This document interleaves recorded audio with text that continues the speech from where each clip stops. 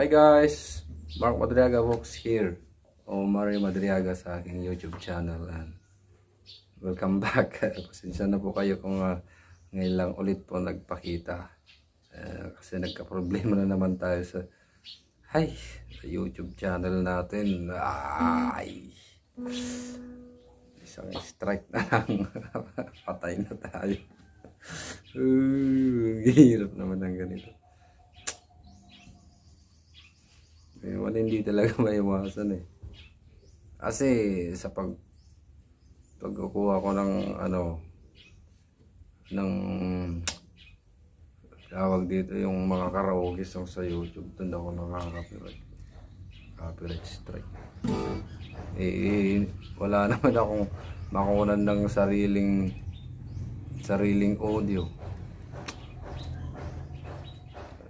Kaya yung iba gumagawa ng sariling audio talaga para hindi sila kumuha sa YouTube. Ang problema, wala tayong ganun. Okay. So this time nga pala guys, nag-share na lang ako ng hindi po tayo magko-cover. Mag-share na lang po kung paano ko kinakanta yung mga nako-cover ko na song. Yun lang po muna. Baka sakaling may interesado. Halimbawa, Bon Jovi. Ganito talaga yung boses ko guys, hindi po siya husky pag nagsasalita ako. Yung iba kasi natural na husky na sila. Kaya ako nahihirapan ako pag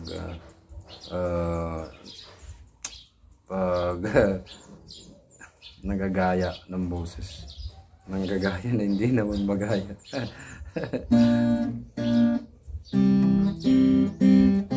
Halimbawa na lang yung share ko kung paano ko siya kinakanta, Breed of Roses. Bon Jovi, kapag Bon Jovi kasi guys, accent talaga yung number 1 sa akin na tinututukan ko. Kung paano niya bigkasin yung mga lyrics niya. Yun. Kahit sa akin, kahit hindi ko man siya mabigkas ng natural na English, ayos lang po sa akin. Ang importante sa akin yung accent ni Bon Jovi, kung paano niya binibigkas yung mga lyrics niya.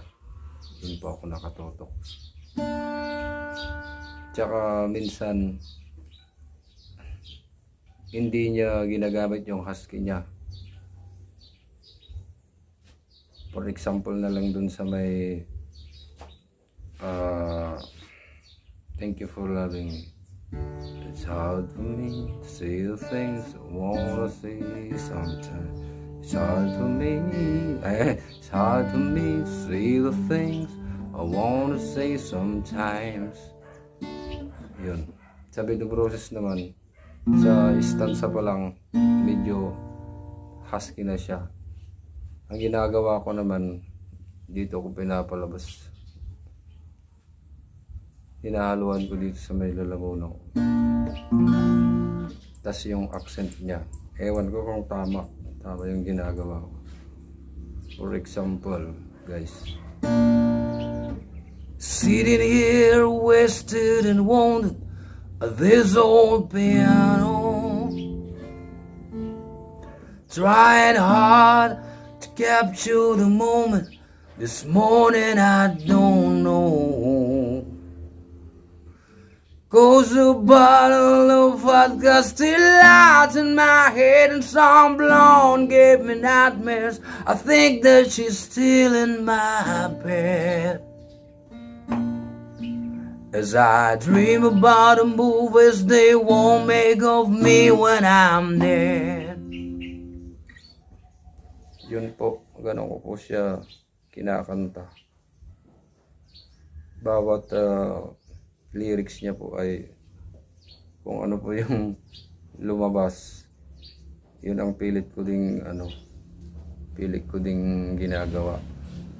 Hindi man 100%, kahit mga 50% lang, at least makanta natin ng tama yung mga kinukover natin. Minsan di may iwasan flat, sintonado.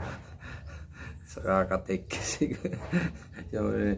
siyempre nakakapagod din minsan tinatamad na kaya ina-upload na lang. May ma-upload lang. Ayun. Sa katamaran.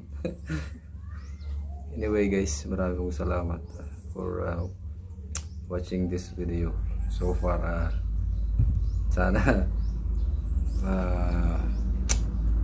may mga na-inspired din ako sa vlog na ito.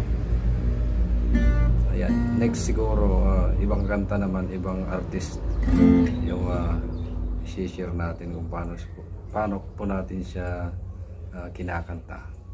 Thank you guys, God bless po, ingat po kayo lagi.